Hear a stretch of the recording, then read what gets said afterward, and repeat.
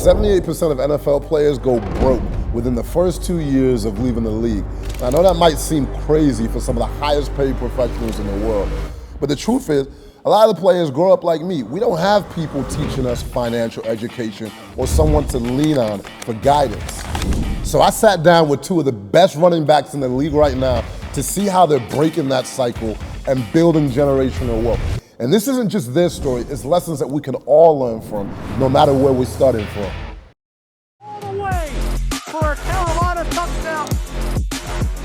And Hubbard slides through the defense, breaks through the 5, toward the end zone. Touchdown, Hubbard! I'm Justice Hill, running back for the Baltimore Ravens. Jackson inside handoff. Inside handoff, Justice Hill, big hole, punt. Ravens!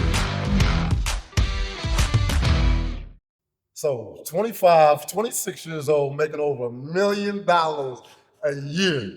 So I want to know. You came right out with it. Came out with it real quick. So the best thing that you've done with your money so far and the most stupid shit you've done with your money so far? I say the best thing, for sure, is just helping the family. Okay. Just providing for the family, especially when you don't come from much, just being able to just give and change people's lives, man. That's for sure the best thing. But the worst, what's the word, man? Oh, no. Man, there's a couple bad purchases for sure, but I'll stick with him. Family for sure, man. Take care of mom, sister, all them. It's a blessing, man, especially coming from nothing, man. God's good, so definitely, all praise to him. But the worst thing, man, probably some jewelry. Probably a couple of trips I spent a little too much on and stuff like that, but hold on, we gotta get down to the details though. You said he just said some jewelry. How much we spent on some jewelry? I'll just say this. I'm big into clothes and stuff like that. I see. And I see the Louis on the feet. I ain't got no shoes on. we gonna get you some. No, you need to get me some. Shoot. No, I'm playing. But yeah, man, I spent probably too much money on clothes. Like looking back, man, just bands on top of bands every single day. I'm not gonna lie, I got into a little bad addiction a little bit. But I know some guys go crazy. I haven't done that yet, so staying put. All right, so just to be specific, man. What's the most expensive you spent on a piece of jewelry? Probably I'm not crazy, probably like 10, bro. Okay, that ain't bad. That's not bad. crazy. I know some guys put like 100. I'm not at that level, so. Okay, not bad, bro. Yeah. Me, I'm conservative, bro. I've been a conservative Mr. Krabs since I was little boy. Krabs. So, bro, I ain't made no like bad purchase, man. That's the crazy thing. Like, I haven't made no bad purchase, man. Everything I spend my money on, like, I have no regrets on anything.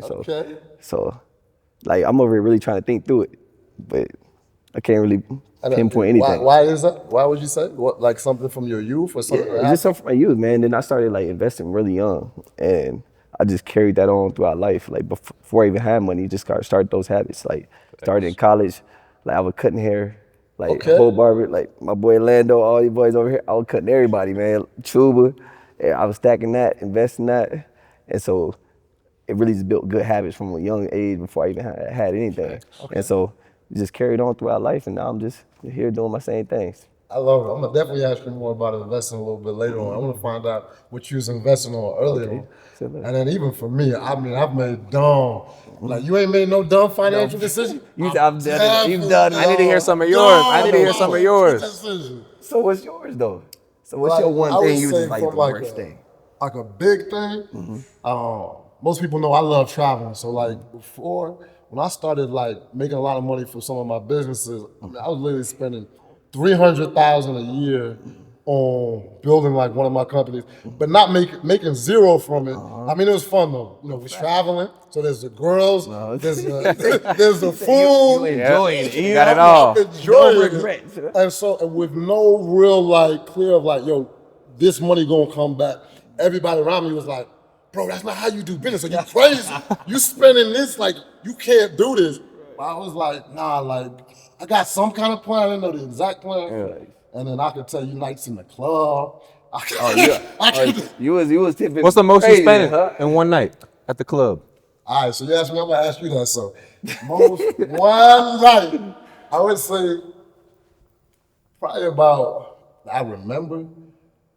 Because sometimes when the liquor get going, I just be signing and I wake up. And I already know. You're like, oh, he starts scratching his Probably head. like, Look at your probably card like the next 8, day. Probably like 8 in the night. Okay, that's not bad. I That's expected funny. a little more. I ain't gonna lie. I thought You be going a little I thought you was crazy. a little bit north of that, dog. So, Okay. all right, same question. Most Say for of me, the night? see, just like I was telling you earlier, it was the invitation. I'm thinking it's a free trip, just going out having a good time. And then they hit you with like, hey, I need that. Mine was probably like three bands. Yeah, 3. Yeah, a couple bands for sure. Couple times. Yeah. He said a couple And it times. hurt. And it hurt. Well, and I'm like, bro, we was in here 30 minutes, man. Over spending this. Like, let me wise up a little bit, dog. All right. And then, so obviously, you guys playing the NFL. What's because I be seeing, I don't know what's cap, I don't know what's real. What's the craziest thing you've seen someone do financially in the NFL? Oh, no, I got a story. I don't want to. Don't say put it, yeah, I names. ain't gonna say the name. But it was a young guy. Got to sign a bonus. 5th round pick, probably about 150 or 200K sign a bonus. He came in thinking guaranteed he gonna make the team, do everything. So he go out buy a car for himself, car for his girl, buy a house. I'm like, bruh. I asked someone like, yo, what's your interest rate in the crib? He's like, I don't know, I just signed the line, dog. He's like, bro, I know you're not paying $4-5 grand a month or a mortgage for this little crib. I don't know what his interest rate was, but literally spent everything. And this boy put out a bank account, had like $500 in his account. I'm like, bro. That's and then crazy. cuts was the next week. Didn't make it. And I'm like, That's the reality of it. that's the reality of it, man. I was so hurt for him though, because he started coming to me asking me about like investment stuff, like where I need to put my money, do all this stuff.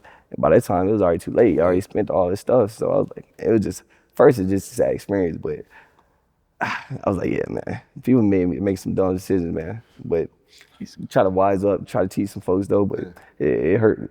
People be doing some dumb stuff, man. What's craziest thing where you just like, yo, whoop?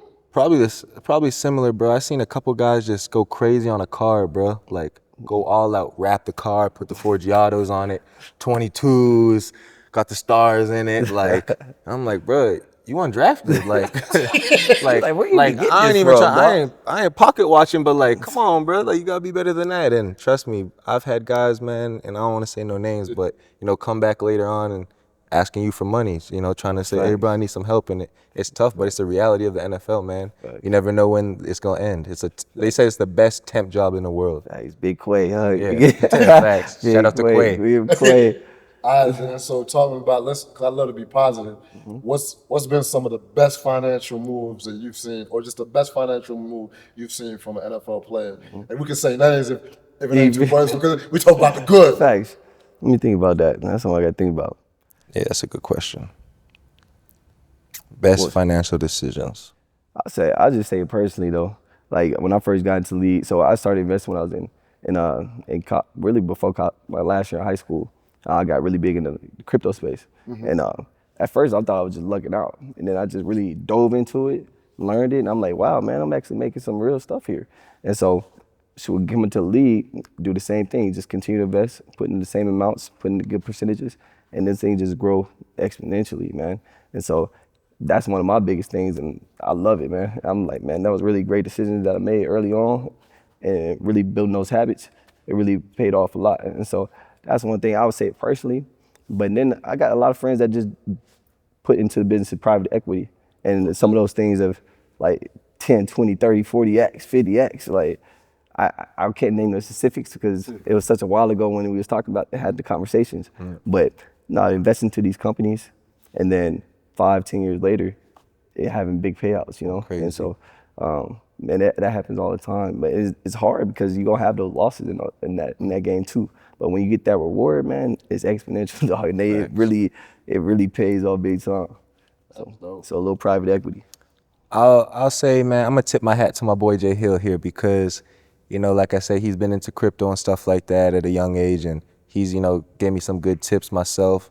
I'll be honest, like growing up, like my family, you make money, save it, spend it. That's all we taught, you know what I'm saying? So, you know, being around the right guys, building, you know, a brotherhood, and, you know, meeting guys like Justice, helped teaching me certain stuff like real estate, crypto. He helped me get into crypto, things like that. And man, he's done crazy things in crypto. I ain't gonna talk too much about it, but like, it's honestly crazy. And like, helping me and getting me in line and stuff has helped me a lot. So I tip my hat to you, bro. Fact, bro. 100, bro. That's dope, bro, because it's like the exact opposite of what you hear, like y'all was saying.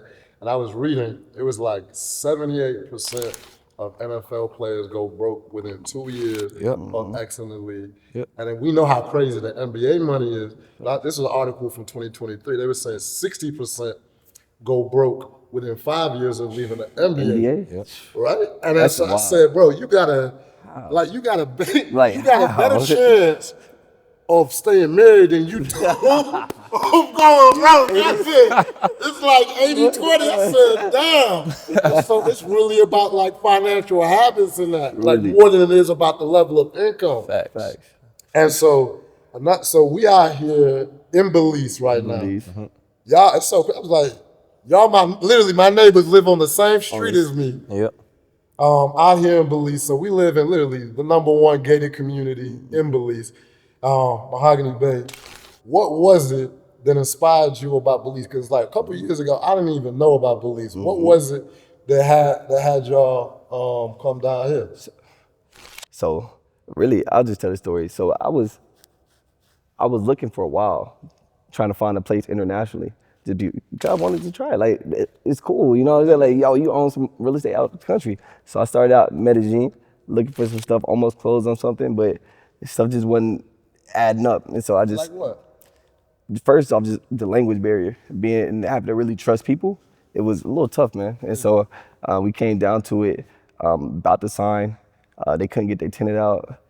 You know how most people don't have mortgages out there. And so paying off that mortgage and having to wait like 6 months to get it cleared, it was like a little sketch to me. And so I just kind of backed off on it. And I was like, if it come around, I'm gonna go back out next year and try it out. But just never really came back around because some other opportunities came around. So I went out to Costa Rica trying to do the same thing.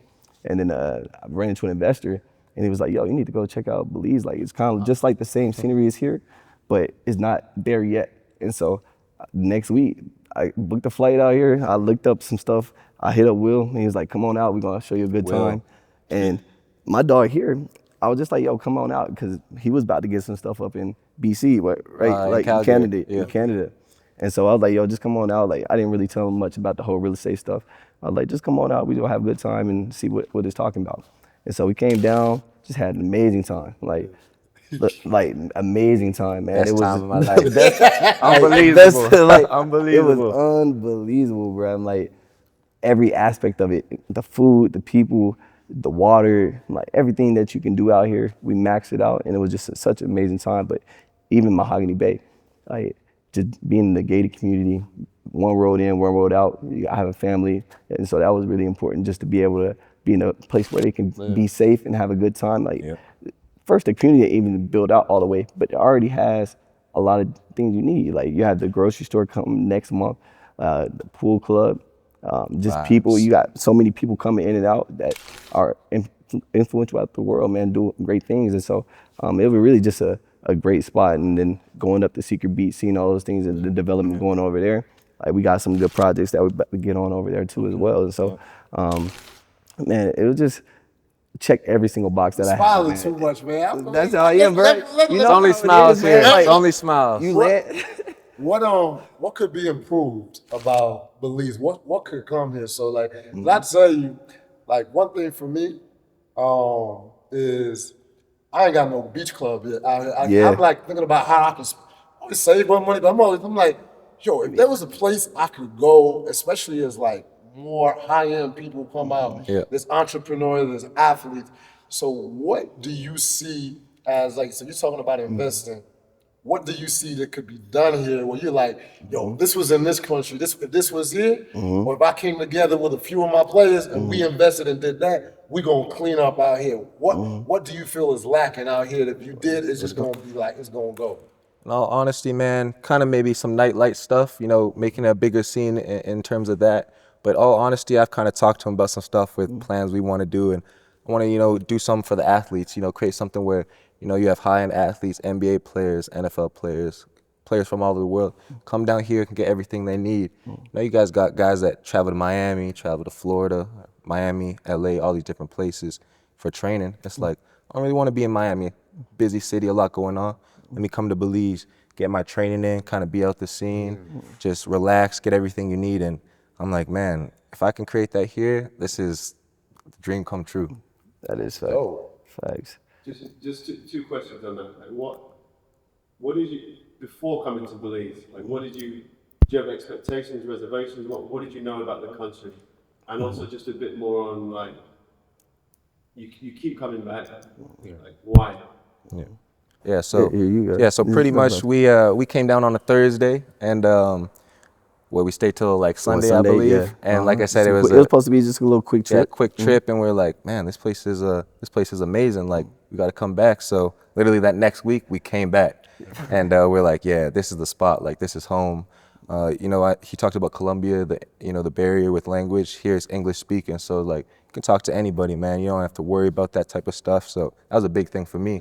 Bringing my family here, they don't got to worry. They feel safe. It's not anything sketchy going on. But literally, so that first week we came back the next week, and I think like a week later we had 2 lots up in Logging. So it happened really quick, man. It happened really quick. And then so before you came, was there like any reservations? Because like obviously we in the gated community. Does that mean like you not leaving the gated community, or like you out here with the people, or what? Nah, man, we out here with the people, man. When you traveling, you really want to embrace the culture. Like, yeah, absolutely. I wanted to get away to really experience that. And when I came out here, man, it was just when I came out here, I didn't have any expectations. 'Cause I really didn't do much research. I did a little research on the real estate and everything like that. But when it came to the lifestyle, I really didn't do much research. I'm like, I'm gonna go and experience it. 'Cause I like to go into it with no opinion. Like, I wanted to see it and have that opinion form, you know? And so when I came down here, man, I can't even put it into words, man. Like, it really is a place where you just have to come experience it to really develop it for yourself, you know? And so, man, that's why we come down here every other week. It's like our fourth, fifth time. It's crazy. It just feels like home, man. Like, there's no way of explaining it. It just feels like a place that we need to be, you know? So, I love that. And then one thing I was like, actually, I thought he was kind of shocked, right? Like, investing, most people don't, associate most athletes, especially in high school, with like investing or whatever. It's like, yo, sports, run, Facts. like more than an athlete. No, so facts. what was the initial thing that sparked it for you? You were just talking about it, the statistic of the NFL players going to grow 3 years after, NBA 5 years after. And so that documentary, the 30 for 30, broke. Like, I watched that probably when I was in middle school or something. And I'm like, yo, that can't be me. Like, even if I make it there, if I don't make it there, whatever. But if I make it there, it can't be me. Yep. And so even going into it, like, I didn't know I was going to go to the NFL in high school. I didn't know I was going to the NFL when I first got to college. And so I'm like, how am I going to make money right now? And so how am I going to grow money right now? And so I was in that aspect. And I was like, oh, if the NFL comes, shoot, that's even more. It's a blessing, you know what I'm saying? It's gonna be an extreme blessing.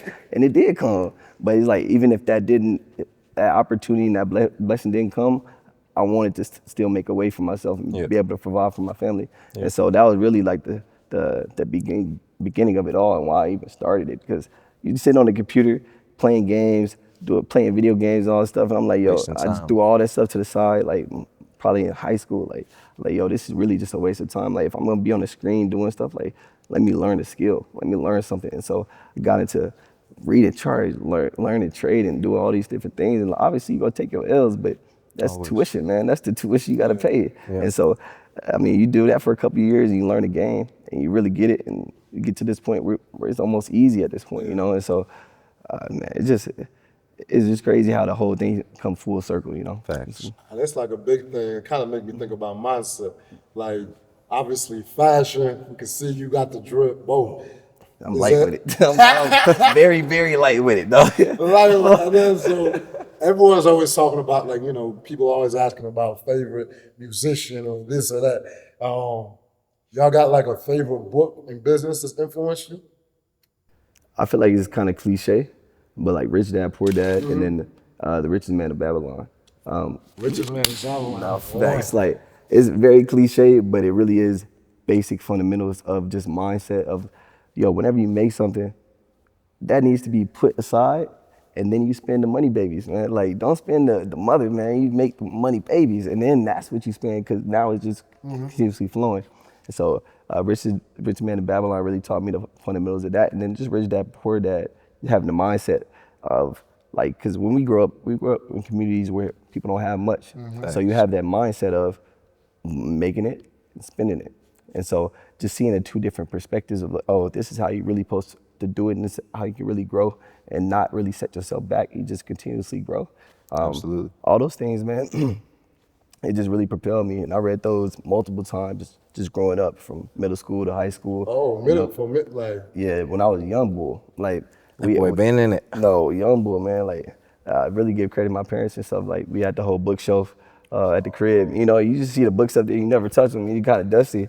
And I was watching a YouTube video, and they was talking about Rich Dad Poor Dad. And I asked my dad, I was like, yo, we have, like, I need to get this book. And I was like, he's like, oh, I think it's up here in this bookshelf. You know, it knocked the dust off and stuff. And I'm like, okay, here go right here. And then I started reading it. And then the same with The Richest Man in Babylon. Like, it was sitting in the crib the whole time, you know? And then so for maybe people, I think even though it's a popular book, I think a lot of people probably never read it. What is some of the top principles that, like, anyone could apply to their life? I think the number one principle I would take is, when you get an income, when you receive your income, set a portion of that aside. If it's 10%, 20%, every single check, put that 20% first. Like, don't go spend it first. Put that aside and let that grow for you, because that compounds. Like, you won't even notice it after time. Like, now you doing that so consistently where you don't even notice it. Like, it's not coming from, like, you look in your bank account, yes, money is going out, but you look at your investment accounts and stuff, and it's like, yo, this is growing at an exponential rate. And you know how exponential charts work, man. It starts out flat for a little bit, you know, right? And then it just goes straight vertical. Right. And so I think that's the most important part of it, is building the habit of just putting things aside and utilizing it the right way and not just spending. I love that. So I can already tell, like, some of the, even just, obviously we having conversations behind the scenes, right? So, and I really feel like the 80-20 is like, kind of like that thing of who you surround yourself with and the kind of habit, because you're going to kind of check your boys and be like, bro, like, what you doing? Versus, like, if you were the other, they're going to encourage, whoever you surround, they're going to encourage that kind of behavior to continue. And so, like, so for you, how important would you say, like, your group of friends are? Like, I think, man, your base is the most important thing. Like, just how you say, who you are is, you know, who you are, and the people around you is the same thing. So, you know, building a good team, and it just happened naturally, you know what I mean? Energy attracts energy. I'm big on that type of stuff. So I always say, man, like, at a young age, I was like, man, I wonder if people think how I think, like, want more out of this life, you know what I mean? I didn't want to live a mundane life. And you go to college, and, you know, I'm from Canada going to the States, little shy kid and stuff, not really sure. And, you know, luckily we were in the same room and stuff, and, you know, we became good friends. And then from there, we just kind of started building different guys. We got guys here. And, man, the thing about it is, everyone has their highs and lows. And, you know, I've had my lows at times. And when I'm at my lows, my guys got me. They always do, no matter what. And same thing for me. So having your base around you, like, I feel like that's the key component to anything in life. And then, so talking about lows, now, I know for me, like, I'm a super competitive person, right? So 11-3. We still racing? 11-3. 11-3. We can test that. We can test that competitor real quick now. So I was like, you know, I seen, for me, my life really changed. Like, when I was 14, like, we was talking about it. I didn't lose a race until I was like 14. I thought I was like the fastest thing moving. Yeah. And then I met a real one. And then he humbled you real quick. Like, track's not for me no more. Hey. And it changed the trajectory of my life, where I was like, if I work as hard as I can, how far can I go with what I'm doing? And I was like, sports, and it kind of hurt. I was like, ooh, like, this ain't my concept. I'm not gonna hoop, I'm gonna do this. And I was like, if I really, really push myself, can I do it? Yeah. So what was the lowest moment for you in sports? And when did you know you like, oh, I could actually do this. This could be my career. I'll say my lowest moment, Actually, we had a lot of low moments, but Thanks. I say the first low moment that really changed the trajectory was maybe my junior year of high school. Like, so we had a smaller school. It's pretty big, but it's pretty small at the same time. And so we don't have like all the equipment people, all these different things. And so I go in there, grab the smallest shoulder pads I can find. Cause I'm trying to be light, trying to be fast. And so the first scrimmage we have, bro, I dislocate my right shoulder. Next scrimmage I have, dislocate the other one. And so now I'm in this brace, double harnesses, and I just literally, all I can do is move my hands right here. I can't catch no balls, no nothing. Like, you can just take a hand off and go. And so, like, these things are bugging me the whole year. I had to wind up get surgery on this one after that year, and then wound up getting this one like 3 years later. But like, I still made a way, to get through it. Had a crazy year still, and like still was the top leader in the state. Got an offer after that season, and like committed to Oklahoma State right after that. And then shoot, the rest kind of history. So like, really it was like fighting through adversity. I'm like, honestly, I could have just sat down, could have got surgery at the beginning of the year, just been done for the year, just like, yo, this is not for me. My body just can't handle it.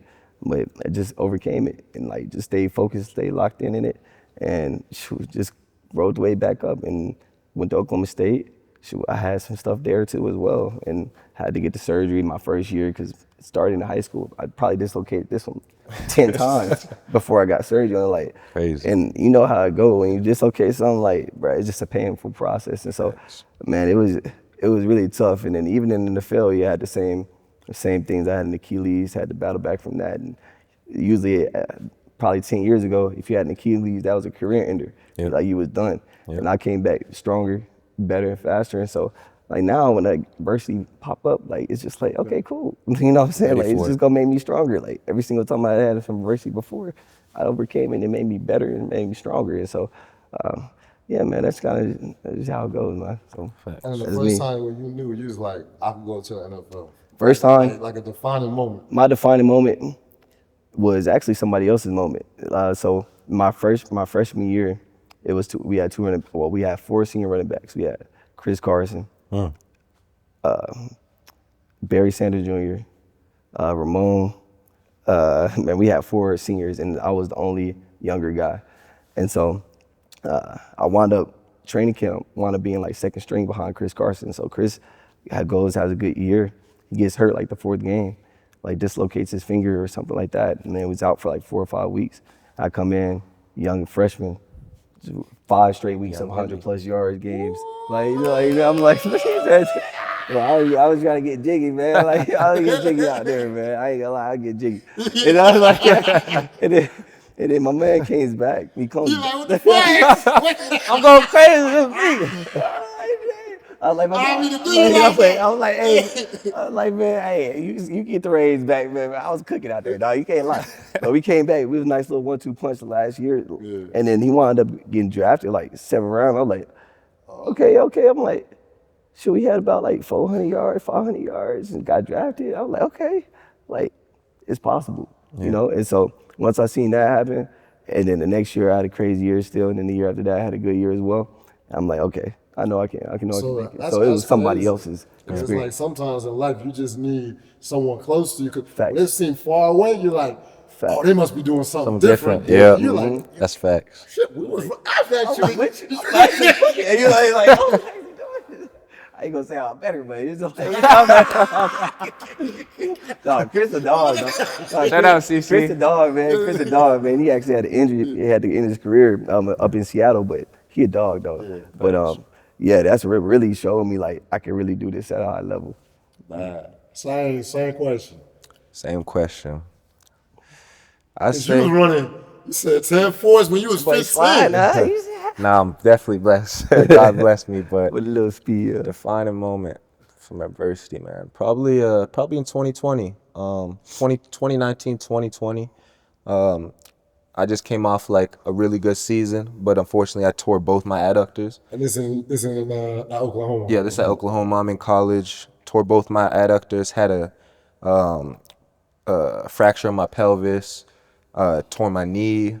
But ended up running for like 2,000 yards. Like, had a really good year, up for Heisman, all these things. Like, I'm on top of the world. And within like months, it all just came crumbling down almost.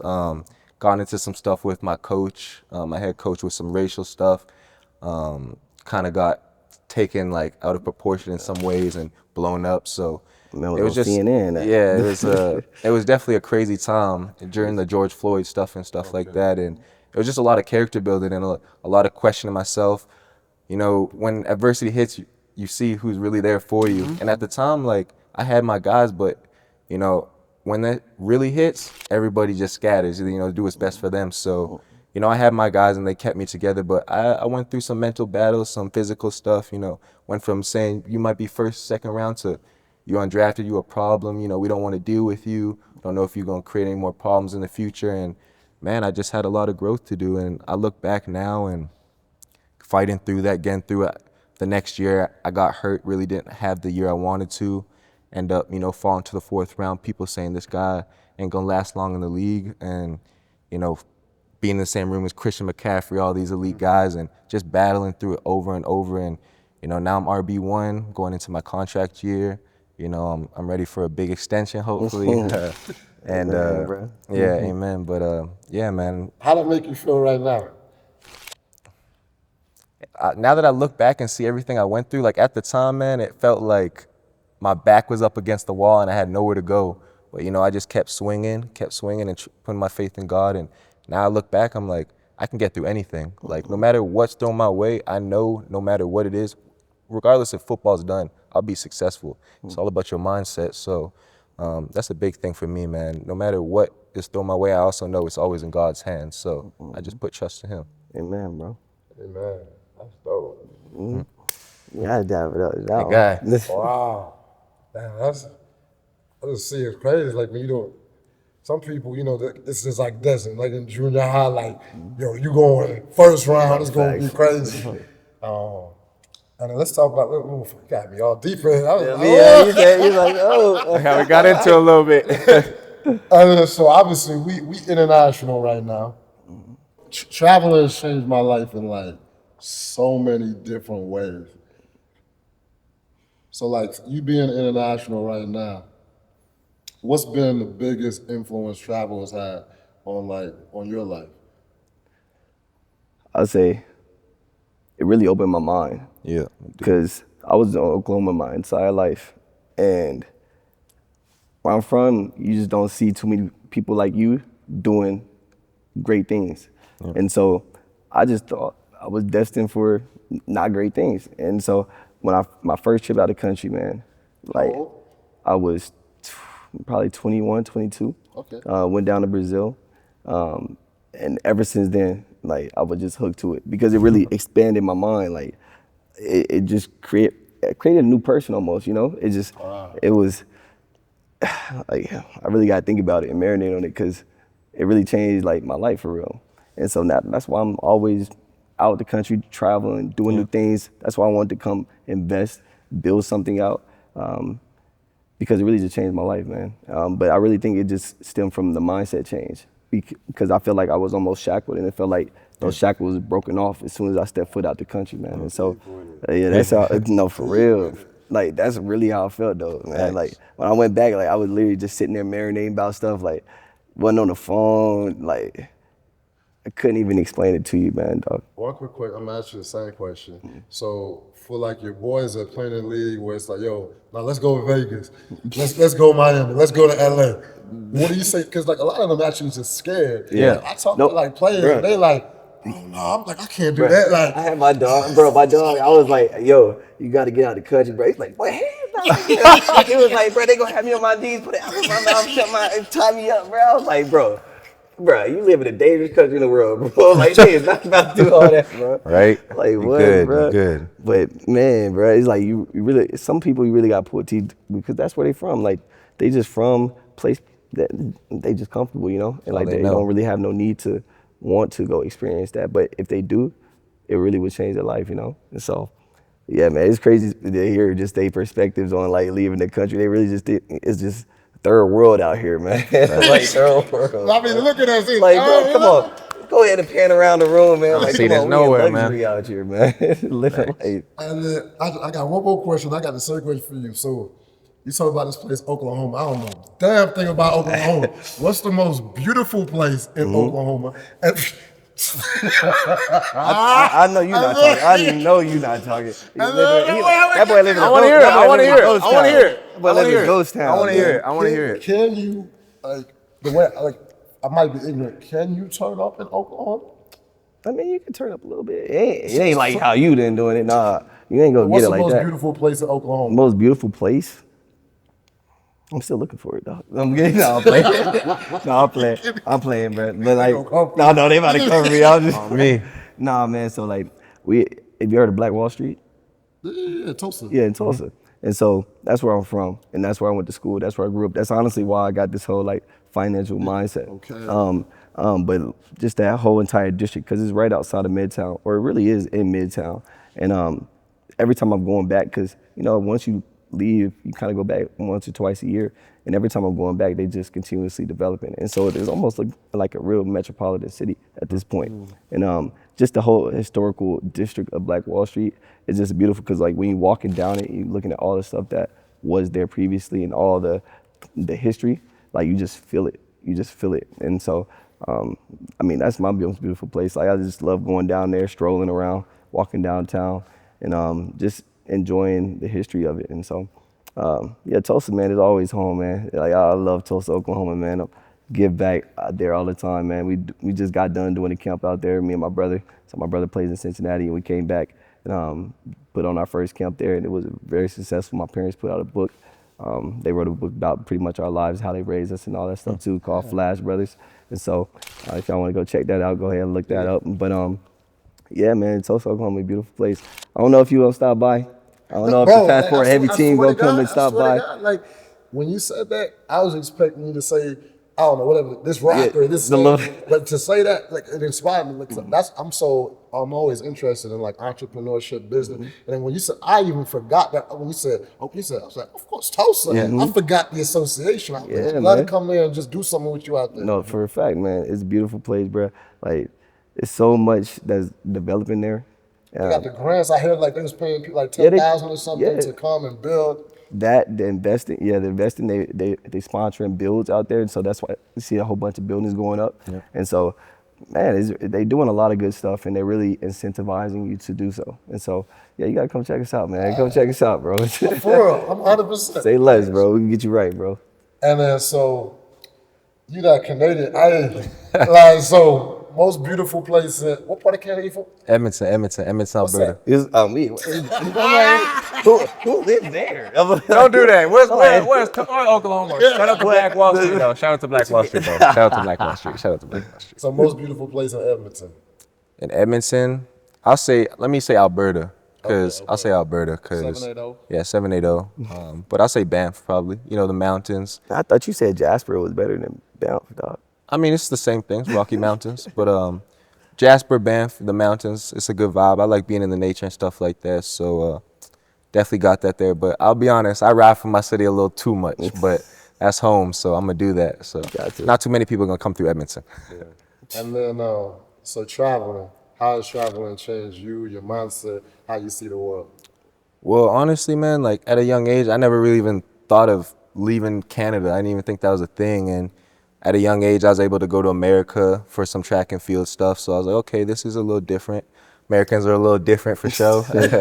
I liked it though, it was cool. And then my first time really getting out the country, internationally, was going to Cali, Colombia. And it kind of just changed my whole, perspective on it all, man. Like the people, the culture, and like a different way of living. I feel like Western civilization, we're always just attached on what's next, fast living, phones, internet, social media, all these things. There, it's a simple life. They take pride in the simple things, eating with your family, the conversations, these type of things. And I just that's how I want to live. I don't always want to just have my mind focused on a million different things. Just focus on a few simple things and just enjoy life that way. So it definitely opened my mind to that. And I was like, it's crazy because I'm in Cali, Colombia at this young age. I'm like, I need to come back here. Honestly, at that time, I was like, I want to be back here. I want to live here. And I haven't been back there, but it was definitely a beautiful experience. All right, dope. So now we've been going for a minute. I want to talk real quick, go back to the money real quick. So I want to talk about just Can you come back to the African question? Oh yeah. Good point. Yeah. They gonna keep you on track, man. So for me, I'm Nigerian, and like I have so much pride in being that, and I see how much like the culture has grown even in the U.S. Right. So like before when I was growing up, people were like almost like African, like there was like you want to be almost associated with it. But it's kind of like anything, right? If you don't see beautiful stories and imagery, it's like everyone want to be associated with something fly. That's why it's like, yo, I'm going to Paris, I'm going here, I'm going there. That's true. But like even so more in the recent time, you know, Afro beats has been going crazy. It's big now. Like the fashion out there is crazy. There's so many things, and people want to be associated. Like I just spent 2 months in Ghana, right? December and January. I was like, ooh, well, I ain't seen you for whatever. And like everybody there in December. So have y'all been to Africa? And if not, what's the number one country that y'all want to visit? I haven't been, but we were literally supposed to go this summer, but I got caught up with all this Belize stuff, just postponed it, but we were supposed to go to Morocco, go to Marrakech. And so I've just seen all the things now, because before you really never see images of it. Like growing up, you just see the little commercials that you see with little starving kids, like that's all you see. And then now you actually got people shooting good content, like what Nambia is. I really want to go explore that whole entire country. Now the next off season we got a little different schedule. I'm gonna be able to go out there, spend some real time. But yeah, we had the Morocco almost booked, and then I got caught up with all this Belize stuff, man. Like, I've been out here every week now. It's worth it. Yeah, man, but I do gotta check some stuff out. You gotta let me know where the best spots and where we need to go. I got you. There's so many beautiful places. Like last week I was in Nairobi, Kenya. Beautiful, like from the culture to the people to the nightlife. Accommodations crazy. We stayed at this new JW out there, just fly, compete with like anything in the world. And the craziest thing is, I know people picture safaris and all that of Africa. That was one of the most beautiful things that I did in Kenya. And the craziest thing is, they got one, like you in the center of the city in your high ride, take a car for 20 minutes and you seeing lions. Yeah, that's crazy. You're right in the middle of it. Because most times you got to drive hours and go like really outside. But like, so that was crazy. Wow. Ghana's a vibe. Obviously Nigeria, like you said, Egypt. There's so many different places. Have you been yet? Or I haven't been yet, so you know we talked. I'm also Nigerian, Igbo. But I haven't been yet. But you know I still got my family over there, my grandma and stuff, and I just obviously haven't got there, but definitely coming up in the future. I definitely like been to Europe and stuff like that, but I told myself I want to start going back to Africa, like you said, Ethiopia. You know I got friends that's in Kenya too, so I would definitely want to go to Kenya. It's beautiful there. I've heard a lot, but Nigeria is number one for sure. Go see my grandma's village. I love it. No. And then so talking travel, a little bit more of the business. I want to really talk about business and taxes real quick. Because one of the biggest expenses pretty much anybody has in this world is taxes. No. And I've got so many friends, athletes, entrepreneurs. One of the biggest things they always think about, it don't matter if you're making $100,000 a year or you making millions, billions, whatever. Biggest thing is like, yo, how can I maximize my taxes? So even like one of the worst things I had before was my travel, right? Where I was like, I'm putting all this money into my passport heavy business, spending $300,000, but I'm taking a loss. But because I was making so much money with my other business, it was actually a write-off. So it became a benefit to me to build my passport heavy brand. So even though I was losing like $300,000 a year, not making any profit, just telling the stories I wanted to do, I got, because money that I'd have to pay for profit, I got to actually write off. And so when you was talking about like fashion, I know people like in fashion that create fashion business and they's influencing in fashion. So the clothes and stuff that they buy, right, as long as you're filming it and doing something right, they might be spending $50,000 a year on clothes, money that was already going to go out for taxes. Exactly. They making a business. Do you guys have any businesses that you started, like to offset taxes or things that you're doing to offset taxes yet? Not yet. Like I have the real estate business that I'm building, but I haven't really gotten to the tax strategy yet. And so That's why I need to link with you some more and link with the right Link people. with an expert. I ain't no expert. Don't. I know, but you already put not a financial advice. Don't make sure you consult a legal professional. But you gonna point me in the right direction, you know what I'm saying?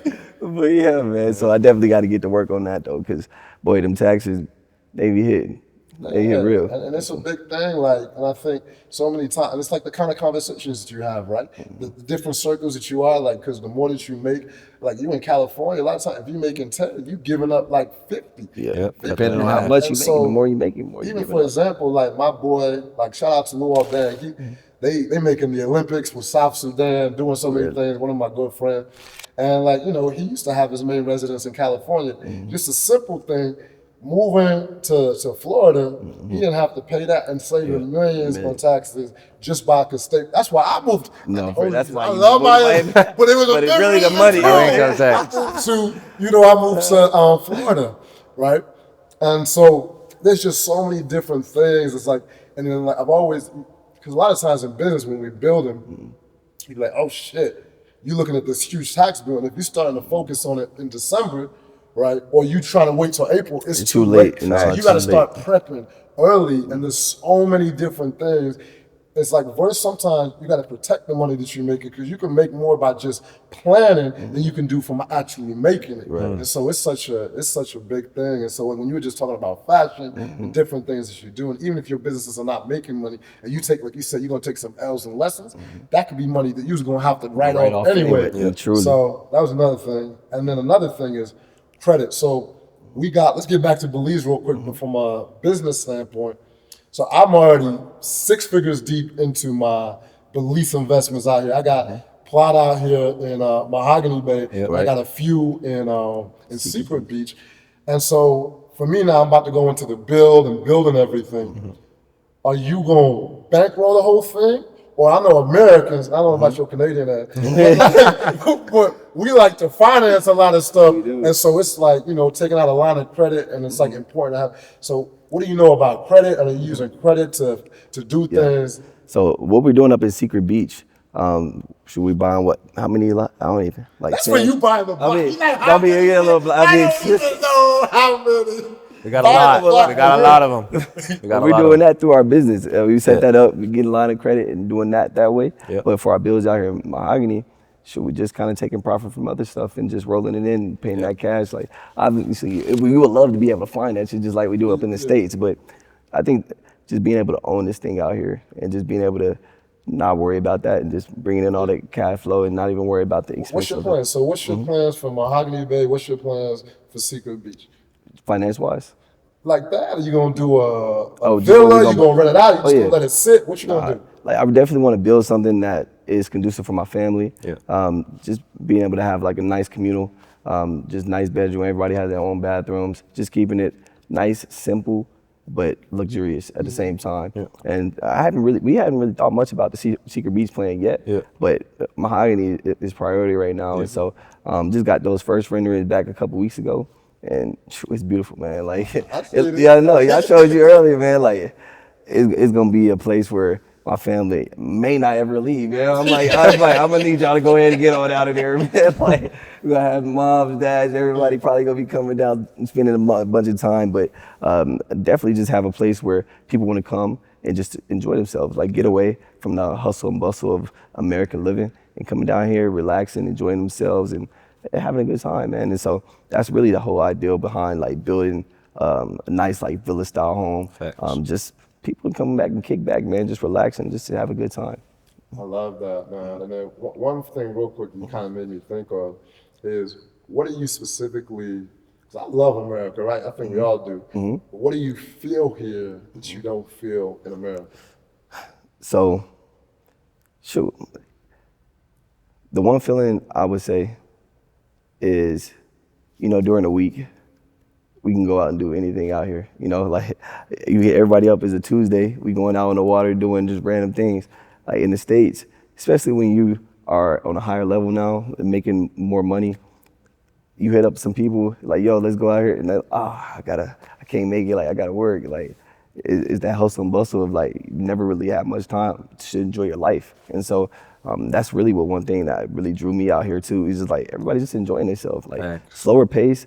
And so when you get away from the stage, yeah, you want to hustle and bustle sometimes. Like that's a fun lifestyle at times. Like you just want to work, you know. And so, but when you want to get away from that, like you want to be able to disconnect and still have a good time and not just do it on the weekends, you know. And so You said the water. You black? Can you swim? I'm a dude. Yeah. What did he say? He was like, yeah. Like, Hey, that boy had no life jacket, would have been over with. No, I thought I could swim. I ain't gonna lie. I always swim. You know, in the pool swimming. I was in Greece, man. Me and my wife, we had rented a boat, and the shore was probably like, I don't know. You know how in the water stuff looks closer than what it actually is. So I hopped in. I'm like, bro, she was like, you don't want to jack her? I'm like, bro, it's right there. I'm about to just swim over You there. showed out for like. I was like, oh, yeah. Good thing she brought like a little $2 and grabbed that thing for her. I ain't gonna lie, I was like, I need it for a second, guy. I need this thing. So now I'm over here like, I'm like, can I actually swim? I'm like, you know. So I don't know. I'm gonna just say I can swim a little bit. Okay. I can swim a little bit. And then your plan. Honestly, probably the same thing, just building something for my family. Like I said, at one point, I never would even pictured doing this. So building something special for them where they can come and, you know, see that all the hard work we all put in, it paid off. So that's definitely the first step. And then, like I said, Secret Beach, we're not quite sure, but we definitely want to get some of our people involved, some of our friends and stuff, and create something big for us there. We've got a lot of guys that, you know, got dreams and ambitions to do the similar thing. So we just want to put them on game. And it kind of makes me, I love that you're talking about, and what are you doing, right, to maximize, you know, being in the NFL is a blessing, right? Mm-hmm. And it's like, people want you around, like, and then like when you kind of leave the league, people are like, phone probably won't be answered as much, whatever. So what are you doing right now to maximize your time in the league? What are you building? What are you doing? Yeah. Just building relationships, man. Just going out, being genuine, and building relationships, honestly. Because once you actually have that connection, like, it don't matter if you're playing or not. Like y'all still connected. You know, you're still homeboys, regardless of what you're doing. You know. So shoot, even me and you, me and Will, me and the teams out here, man. Like it's crazy. Like you can send one little text, and it's like, yo, you connected all these people. Yeah. And so you really got to be able to maximize that while you got that window of opportunity. Because like, if we wasn't in the league and you send a text message, you probably wouldn't get no reply. You know what I'm saying? Or you know me, like it might take a couple times. You might have to hit them 5-6 times before you get a reply. And so, no, really just taking advantage of your platform and being able to just connect with people that you really wouldn't have the opportunity to talk to and meet before. And so, honestly, probably just there's so many resources, from financial things, we talk about fashion. I'm starting my own clothing brand. A big reason I, got inspiration to do that. I've always been into fashion, but my guys in the NFL, they pushed me. They gave me the platform. They gave me the resources, and like you said, just networking. Like it's crazy how just meeting one person one time can change everything for you. And that's really what happened with me. I've been blessed to meet amazing people, including yourself now, man, and Will and everyone. So really, that's just it, man. Just using the resources that they give you. I feel like some guys seem too cool at times. Like, I don't want to do this. Let me just make my money NFL-wise. But like he said earlier, just creating something outside of football for yourself so that when this is done, you're not just lost. You're not like, who am I? You have an identity crisis. You know what you are. So that's a big thing. Oh, that's dope. And then also with credit, so I was talking, a lot of the smartest people that I know, we were talking about this a little bit off camera, like, they don't know anything about points. We talk a lot about travel. Yeah. They don't really know much about points, miles, and saving money with that. And I was talking to, shout out to Will, Mr. Belize, Mr. Mr. Debit, man. Shout out to the whole Remax squad. But him, like, one of the smartest dudes I know, and I got so many friends. I asked them, because when I started traveling, the first time I went to Thailand, I went on United Airlines, and I paid like $30 to go from Chicago to Thailand. And I just used some points. They weren't in first class or anything, just in economy. I was like, oh, snap.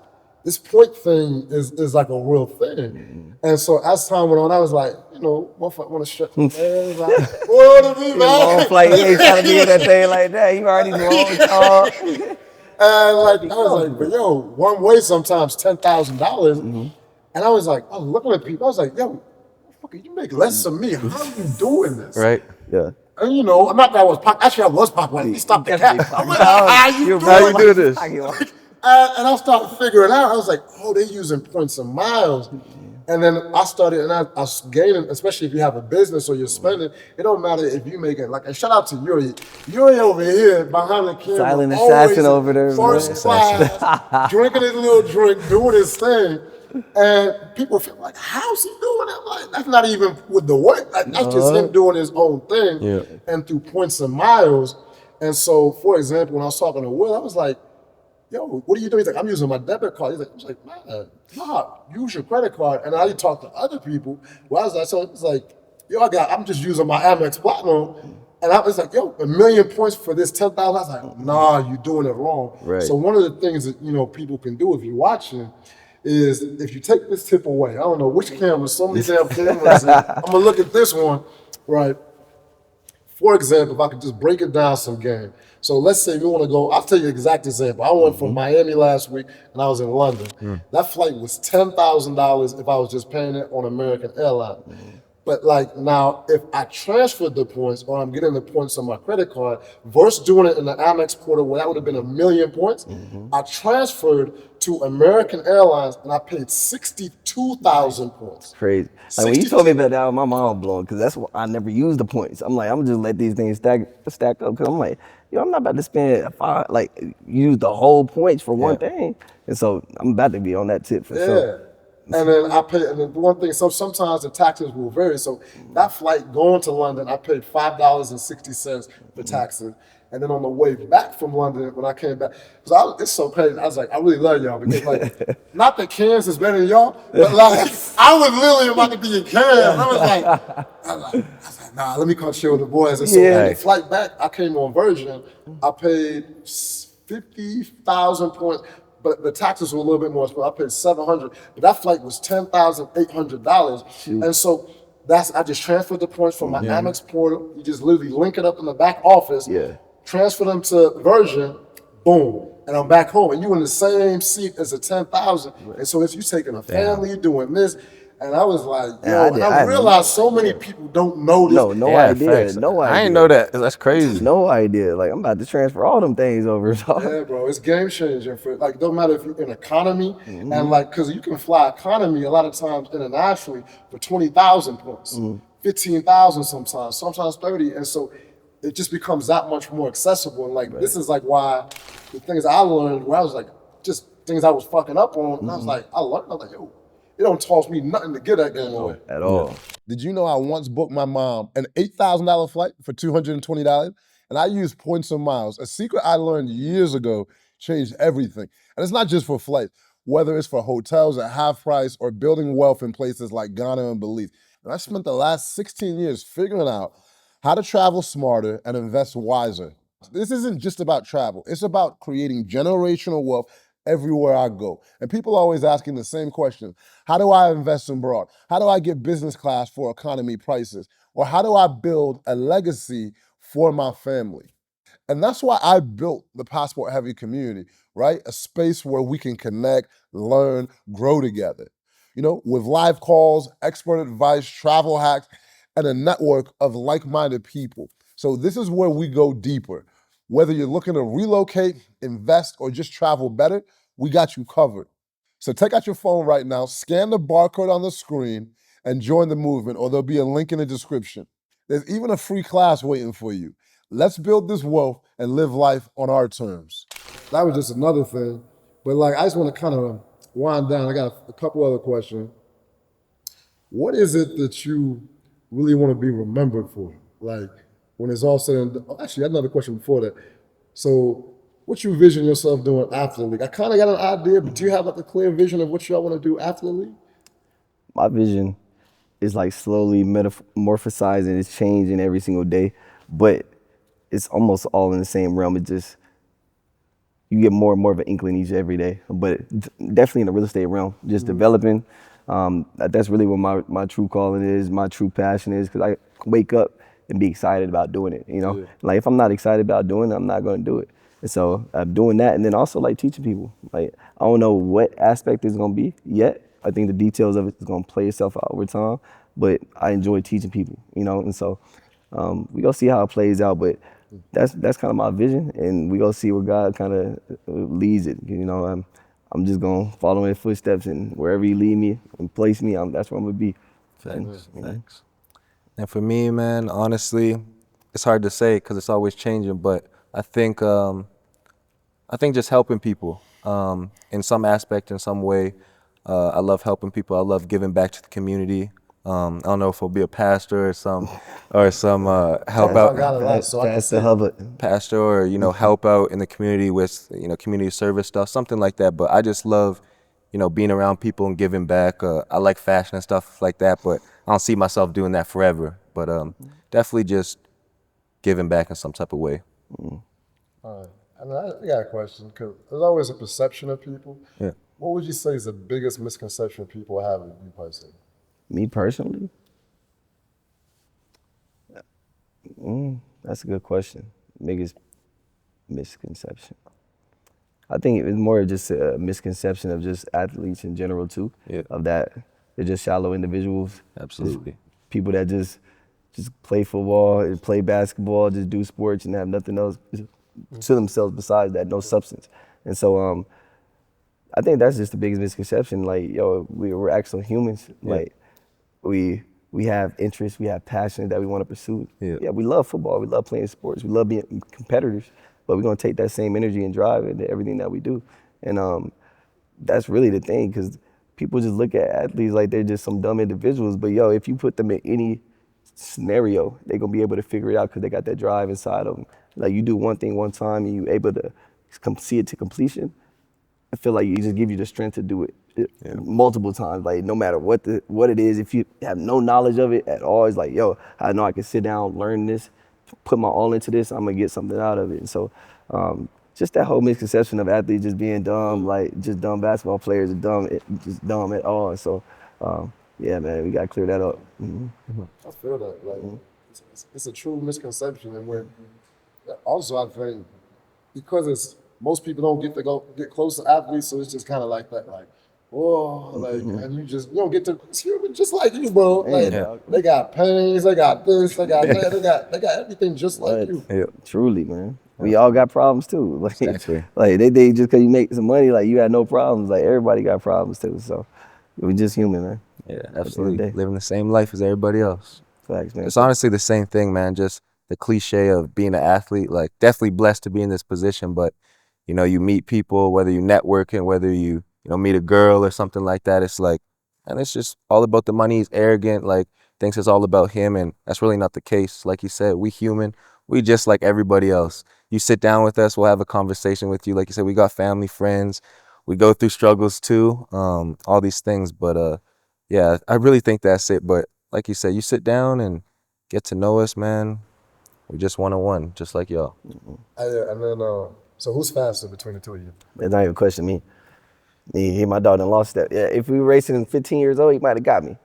Since he was 10-4. I don't even need to speak on it. I don't even need to speak on it. Everybody that knows both of us knows what it is. So no, they don't. in his head, you can think that. So I done got faster, man. You might have lost a little bit. Even if I lost a little bit, I'm still faster. No, you're not, bro. Oh, even if you lost a little, you still faster. Yeah. Like, come on now. So There's only one way to find it. Would you put your child's tuition that you actually faster? Do you really believe that in your spirit? Yeah, Do it. Do it. College That's ain't what I'm college ain't even gonna be a thing. Do it. You know how you Come on, like, do it. No, I'm on the line up, LB. Do it. You That ain't no dumb. dumb bets. Hey, do it. I'm gonna buy some new rims for my son. It is. You Rest said you don't make no dumb bets, No right? dumb bets. So the most you spend in the club is 3 bands. Race for 3 bands. Say less. Put it to 5. That's it. We already got a couple bets Put it going on for the to- season. No, make it. I want it to hurt. Make it 10. Bruh. Make it 10. Bruh, come on. Where the track at, dog? Where the track at? You're crazy. You can hop in that thing You're too. crazy. Bro, I want it in you think Canadian. you No, is. I don't want Canadian. Let's I'm agree kidding. on the What do you distance think too. you is? What's the distance? So What you want to do? 30, 40? I know you don't want 30. to do Who races? So you be 40 or like 40 or 50? We can do 40, 50. all right, 50. I don't want to hear nothing It is. about my Whoa, legs or nothing. Smile about it. Yeah. Who you got, Wolfie? Come on, man. Look at me. Look, where y'all want to go eat? I'll spend the money on us. Where y'all want to go eat? We'll go out the country.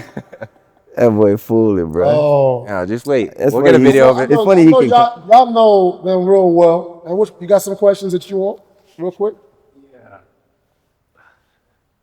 You funny, bro. Follow-up question. Yeah, the table. A question for Jubril. Okay. All right. I got a question for you. It's gonna be a quick question, but so you've been all over the world. Why did you choose Belize to invest and build something instead of all the other places that you've been? Like, what drew you here to just make that decision? I'm gonna park somebody here and build a house, or just do more, build land, buy land, and do all these things. Why here over Africa, where you from, or London, or all these other places? Investing there too. Talk about that a little bit later, but this is my first international purchase, and the reason why is, so when I was going to Bali, right, I saw Bali when they had 0 beach clubs in like an area called Canggu, and that place blew from like 2 ATMs. In 8 years, they got over like 150 ATMs. Wow. Now, and the traffic was crazy before the influence and everything came, and I saw the little bits of like the community, the people, the water, the energy, and what made it special. And I seen places like Tulum blow up, and I was like, okay, versus buying at like the top of the market, I want to buy where it's like, I see substance. I was like, okay, Four Seasons is building, ain't stupid. Right. Marriott put up the Alliance, okay. And then they building a new property. I was like, they got multi-million-dollar research budgets. And plus I just feel the energy of the people. And I was like, I'm buying it at like here versus where like, I'm not buying that here. Yeah. And so I was like, yo, and I still see it on the way up. And there's been enough growth where I was like, okay, people still come. I'm looking like, and each time I come back, like Belize was just rated the fastest growing destination in the Caribbean for 2024. And I was like, wow, beating out Edmonton. So I was like, and then just seeing that I know I have an impact on this place. Well, I was like, I literally, every time I come to Belize, even if I'm here for a week, I'm gonna run into at least 50 people during that trip to be like, yo, I'm here because of you. And I've seen the community change. So that's why I would say, but just the energy of the people, and it's really multicultural, like, and English. And then and a real thing too was Will and the boys are just cool. Like Great guys. Energy, and I was like, okay, you can do anything with anybody, but for me, when I build a business, when I do anything, the most important thing to me is the people, right? Because I get to tell people, I was like, if I don't like somebody, if I don't want to do I want to enjoy the time that I'm spending, and it's like building any business. I want to be friends with the person when I'm building something versus just like, oh, I'm doing it. Because the biggest complaint I always hear from people is like, man, I hate going to work, man. I don't like this person. Yeah, right. Some people are forced, or if it's sports, if it's whatever. And I'm like, yo, I want to design my life, and even if I don't make the most money, I'm like, I want to enjoy the journey that I'm having. So that's why I chose here. That's awesome, man. That's awesome. Respect. Hey. And it's crazy because when your first time over here? 2022. 2022? And you already seen it change crazily just in 2 years, huh? This wasn't here. The pool club wasn't here. Like, there was so many things. It's changed so quick. There wasn't really no roads and secret beach, like just in the 2 years. And so a lot of times in life, it's always, people can say a lot of things. Right. But they actually it's always going to come like, what's actually happening. Right. Facts. That's true. And you just see it, man. It's just beautiful, brother, just to see the progress. Because I go back, we only started coming here about 4 or 5 months ago. But I go back, Will got all the content from 5-6 years ago, and I'm like, yo, this is unrecognizable, man. Like, it's a totally different place. And then you get places like this, it's gonna change, man. And just to even vision what it's gonna be like in 5-10 years, just like how you was talking about Bali, like you was there when 2 ATMs, no beach clubs, none of that. And then just to see how it just changes. And you already getting the people coming here, like you already said, like, number one fastest growing country in the Caribbean. And like people are spending money. So like, for example, like the rooms, like this place, 2,000 a night here. Alaya is at 100% occupancy. That's $500 a night. All these mahogany. And I was like, you just do math. I'm like, Okay. And then just, you plug in, you fit in where you fit in, and it's like, okay, what's within my budget? What can I do? And, make it happen. So what you planning to build? Are you trying to build like because you've been all over the world, I know like the Bali style is a little different, where it's kind of like how the annex is over there, where it's just like separated, or you try to do like a communal family type build? In Mahogany Bay, it's gonna be a fly, like villa vibe. Like a nice 4-bedroom, nice pool, infinity pool, we got the view of the lake, whatever, river thing in the back. Right. And so that's gonna be the vibe for that.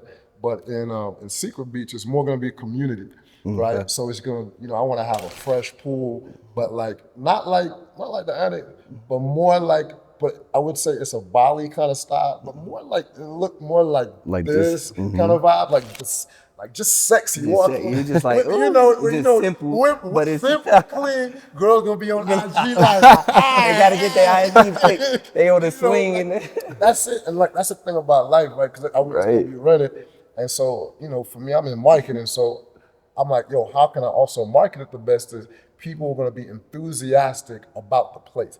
So some of the best promotion you can ever have is like, you gotta be conscious of this world, and we're in a social media era, we're in a media era. And so, yes, I could pay to do this, and that, but some of the best advertisements I'm ever gonna have is someone having a great experience in my property, taking pictures, and so take the time to really have a good interior design. Take the time to have like those bed sheets. What unique features are you gonna have? What's the shower head gonna be? Like, I'm for real, like, for real. Cause you see on Airbnb sometimes you'll see like, yo, I'm like, yo, you really think somebody gonna book this, yo? Like, you got some Hello Kitty sheets over here. Like, that's what's the number one thing I tell them. I'm like, yo, how you put those bed sheets on? You spent all this money on this property, and you're not gonna get some cheap butt shit. Go to Ross me. and just get you some clean sheets. And it's like the biggest thing, because it's like the aesthetic is such a big deal. You spend hundreds of thousands on this investment, and then you're like, oh, I can do this myself. No. Like, understand your strengths, and it's gonna make the difference between having, maybe 30% occupancy, versus having 80 or 100, and people taking pictures and promote all these different things. I tell people, but I was like, if you don't want to do it, I'm gonna do it. Right. Facts. Learn from me. Facts. Absolutely, man. You got any questions?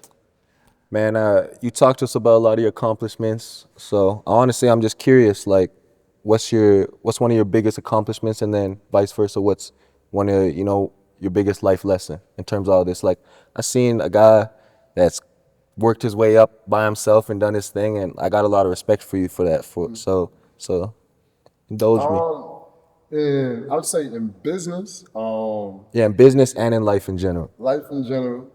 So I'll start with business. So I've been learning marketing my whole life, and it started because I was like an eBay power seller, and it changed my life. I didn't realize how big and quick things can go on the internet. You have this worldwide reach. And I was like, oh snap, I'm making all these sales. And so at the time I was selling weight loss supplements on eBay, and it was just going crazy. I was like, oh snap. As a teenager, I broke like 5 figures a month. I was like, crazy. I had Jordans, everything. Like, I'm close. It was crazy. And it expanded my mind to like, oh snap. Because I didn't know if, I thought it was smart, but it like kind of gave me like, it probably actually made my head too big. And then I thought nothing could touch me. And then basically the algorithm changed on eBay, and what used to work didn't work no more. And then so I was a one-trick pony.